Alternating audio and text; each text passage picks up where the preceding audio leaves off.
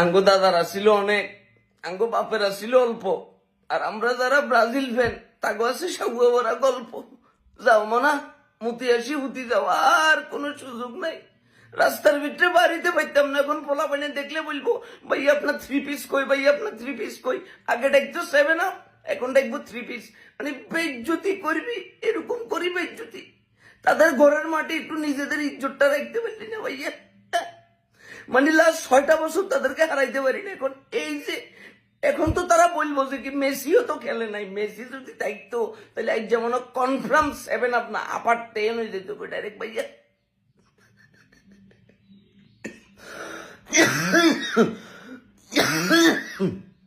এই বেজ্জুতি লই আর কদিন থাকবো ভাইয়া, এমনি করি বেজ্জুতি করে দিবি। আরে বেটা মেসি সহ যদি 3-4টা গোল খাইতি তাহলে একটা কথা ছিল। মেসি সারা এমনি করে আঙ্গো ফ্যানটা খুলি আমাদেরকে পথে পথে করে দিছে। আর্জেন্টিনার ফ্যানদের জন্য তো আমি এখন ফেসবুকে আসতে পারতাম না। বিদায়।